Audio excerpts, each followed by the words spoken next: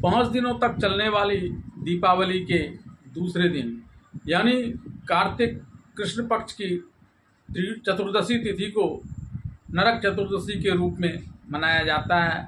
मान्यता है कि इस दिन भगवान श्री कृष्ण ने नरकासुर के कैद में बंद 16,000 विभिन्न देशों की राजकुमारियों को मुक्त किया था और इस मुक्ति की वजह से उन राजकुमारियों ने भगवान श्री कृष्ण की दीप जलाकर पूजा की थी। आइए जानते हैं क्या है नरक चतुर्दशी के पीछे की कथा। नरक चतुर्दशी मनाने की शुरुआत होने से जुड़ी कथा के अनुसार प्राचीन काल में नरकासुर नाम का एक अत्याचारी राक्षस था जिसने स्वर्ग और पृथ्वी दोनों जगहों पर भारी उत्पात मचा रखा था। उसके अत्याचार से मनुष्य के साथ साथ सभी देवतागण भी परेशान हो गए थे। उसने कई राजाओं को और उस राज्य की 16,000 कन्याओं को बंदी बना लिया था।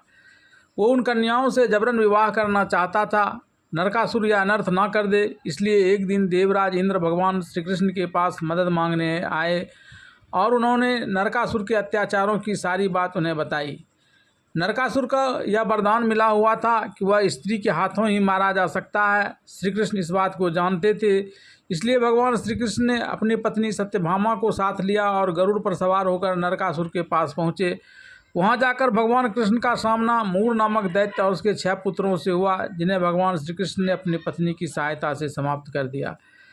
इन सभी के वध का समाचार सुनकर नरकासुर अपनी सेना के साथ युद्ध करने आया। तब भगवान कृष्ण ने अपनी पत्नी सत्यभामा को सारथी बनाया और सत्यभामा की मदद से नरकासुर का वध कर दिया। जिस दिन नरकासुर का वध हुआ था उस दिन कार्तिक मास के कृष्ण पक्ष की चतुर्दशी तिथि थी, इसलिए इस तिथि को नरक चतुर्दशी के नाम से जाना जाता है। इस दिन भगवान श्री कृष्ण ने नरकासुर की कैद से 16,000 कन्याओं को भी मुक्त किया था। इस कारण उस दिन दीपक जलाकर खुशियाँ मनाई गई थी। यही वो 16,000 कन्याएँ हैं जो बदनामी के भय से अपने परिवार के पास नहीं लौटी, बल्कि उन्होंने श्री कृष्ण को ही अपना सब कुछ मान लिया। इसलिए कहा जाता है कि श्री कृष्ण की 16,000 पत्नियां हैं। बात नरक चतुर्दशी को किए जाने वाले और न किए जाने वाले कार्यों की जाए तो नरक चतुर्दशी के दिन भगवान श्री कृष्ण की पूजा करना शुभ माना जाता है। इस दिन देवता यमराज की भी पूजा की जाती है, इसलिए इस दिन किसी भी प्रकार की जीव हत्या नहीं करनी चाहिए। इस दिन दक्षिण में यम का दीपक जलाया जाता है, इसलिए इस दिन घर के दक्षिण दिशा को गंदा नहीं रखने दिया जाना चाहिए।